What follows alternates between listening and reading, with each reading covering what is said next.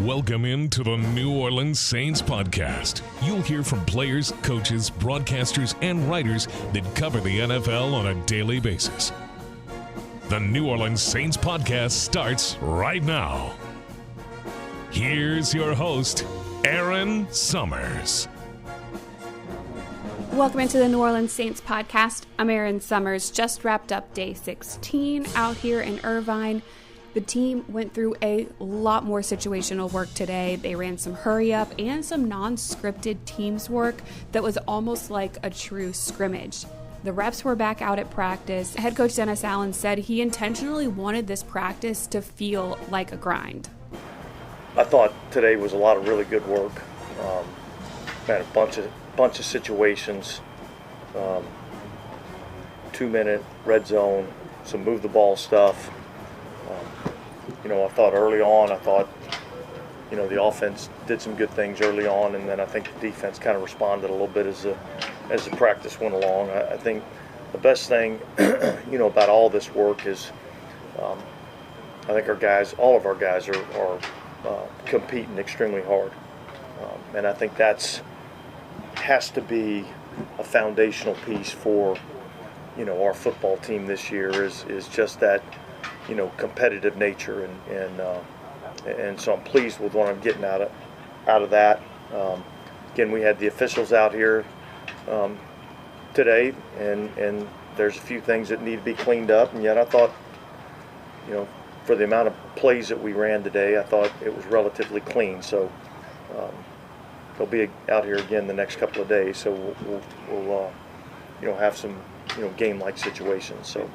Well, yeah, I think, I'm going to look at the play counts a little bit, and we may knock a few off tomorrow, but and we'll probably kind of taper it down a little bit as the week goes on. But today it was a grinder for a reason, and I thought our guys, pushed through it. Quarterback Derek Carr and the first-team offense had a great day. Carr went 17 of 22. Wide receiver Chris Olave had an amazing catch up the sideline and another crossing over the middle. He has definitely stood out every day in one way or another. Carr had one throwaway. He had a fade to Olave that was just out of bounds. And then Alontae Taylor continues to show up. The cornerback had a pass breakup. And while this was not a passing play, he absolutely stuffed Jordan Mims at the line on a run.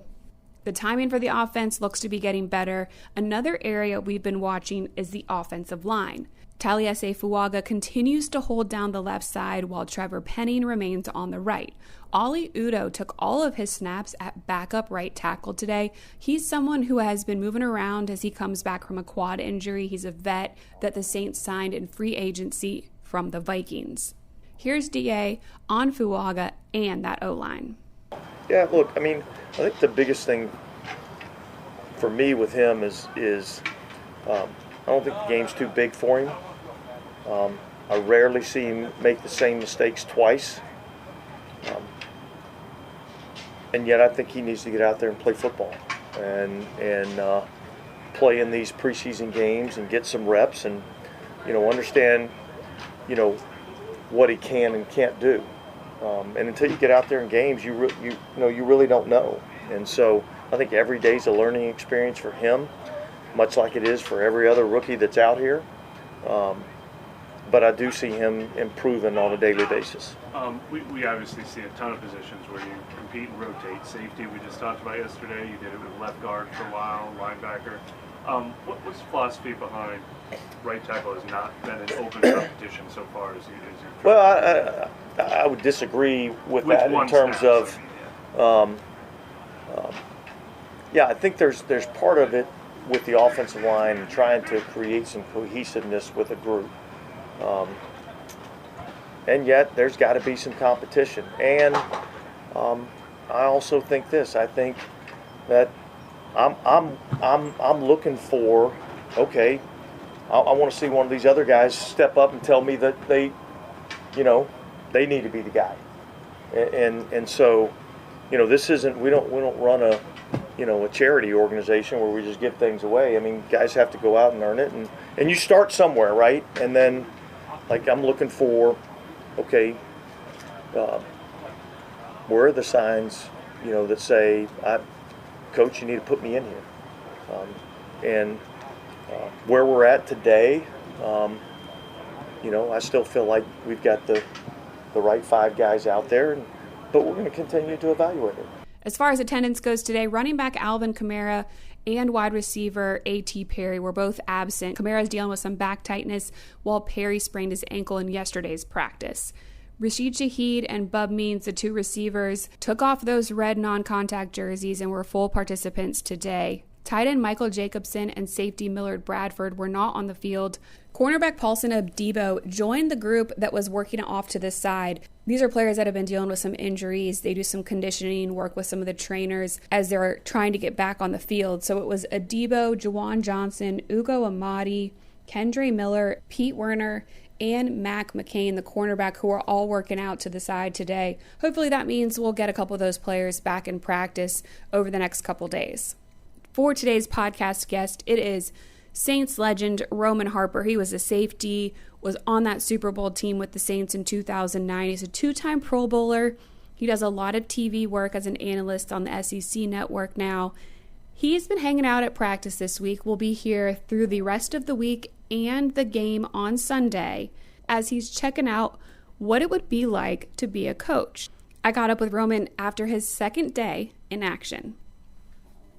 Roman, you're here in a little different capacity this time. Yes. Been to several training camps, but now you're supposed to be helping out on the coaching side. Yes. How does that change what you're looking for? Honestly, as far as helping out, it's more everybody's helping me out. I really want to come in and focus. I've been talking to DA about this project I've been wanting to do for the last couple of years, and it's really just come in, really just re-immerse myself into football, being back on the grass, and actually learning offense. When I look at the defense, I understand that. It's very, very easy for me. But looking on the offensive side, understanding their why, their positioning, their verbiage, the terminology, all these things are going to help me be a better analyst, but also be a better football player and just continue to understand my football acumen and grow in that passage. So, you can always learn in this great sport. So that's what I'm here to do. And I'm also here to teach some of the young guys because I've been through all these things. I mean, a ton of these things. So it's really good to be back on the grass with these guys. Coach was saying he was hoping you're going to catch the coaching bug out here, but this is just for background for your work as an analyst. Yeah, I think so. But, I mean, he knows coaching's in my blood. That's why I think they were very open with me coming back out here. And it was just really cool to, I got to say, I'm really enjoying myself. This is just day 2 for me. I'm still trying to get my camp legs underneath me, understanding my own schedule, like what's my routine going to be. So I feel like a rookie all over again, and they're giving me a lot of crap. And it's fun, and I appreciate DA for even saying that, like, hoping that it bites me a little bit. And Mickey and these guys have always been very open door with me, and it truly has been like a family.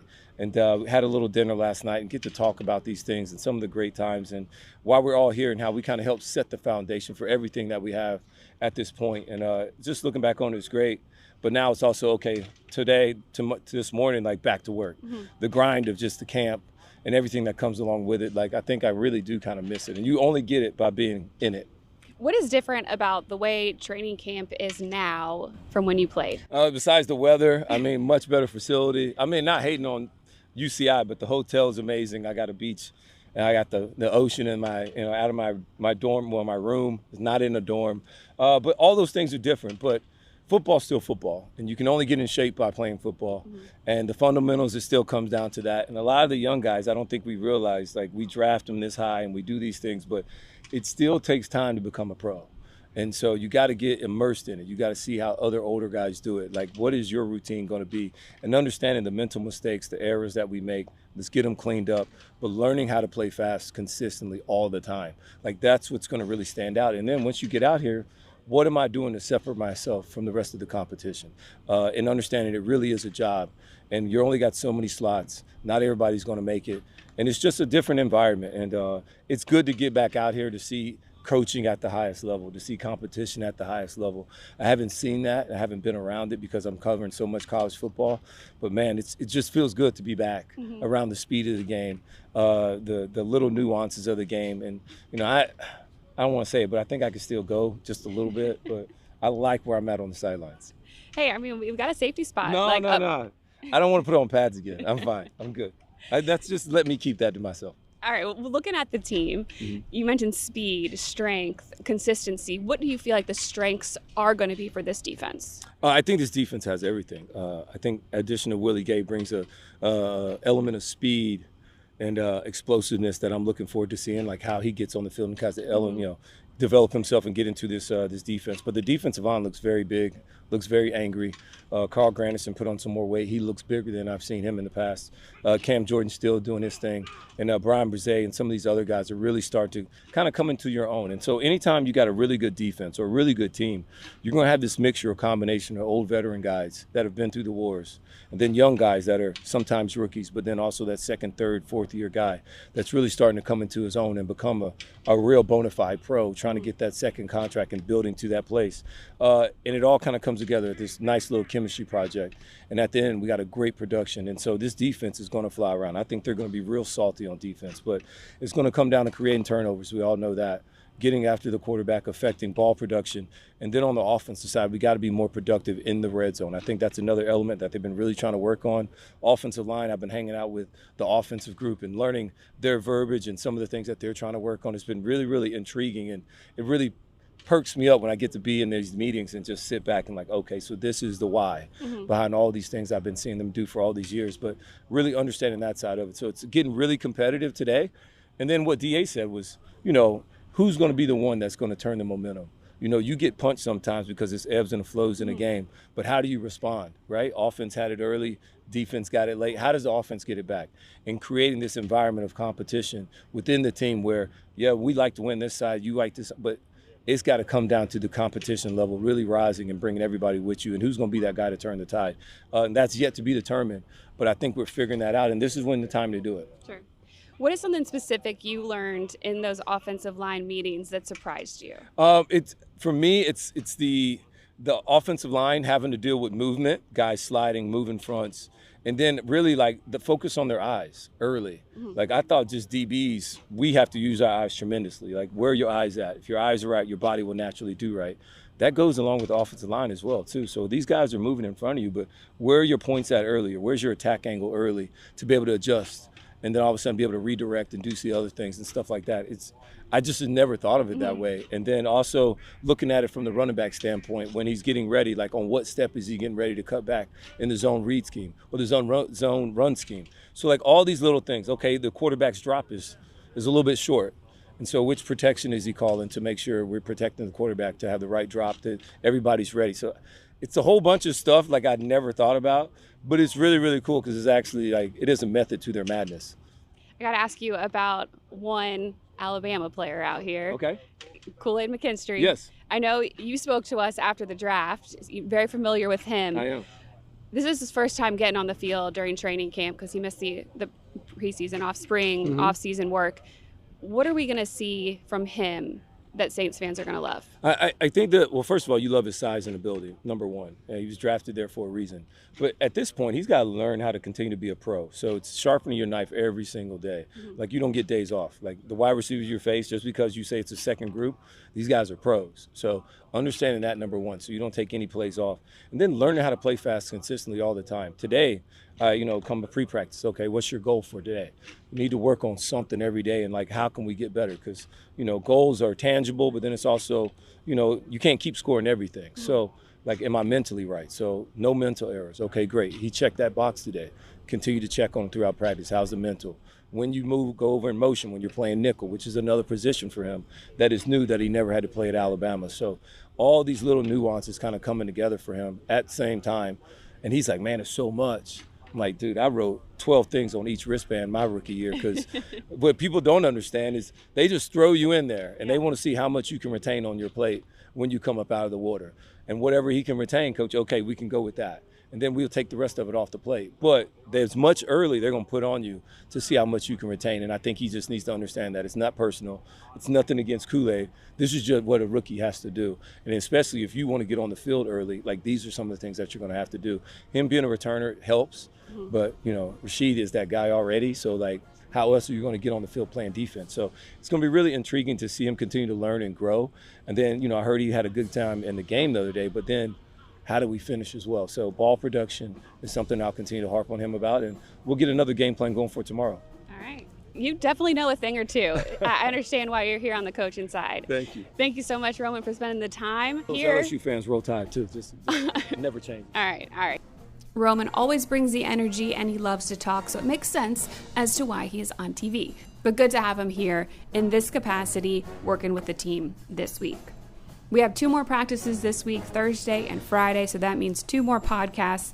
Then the team will head up north a little bit to the San Jose area to play the San Francisco 49ers on Sunday, and then it is back home on Monday. Do not forget, you can get tickets to those open practices at Tulane on Tuesday night from 7 to 9 and at the Superdome Friday before the Saints' 3rd preseason game against the Tennessee Titans at the Superdome on Sunday.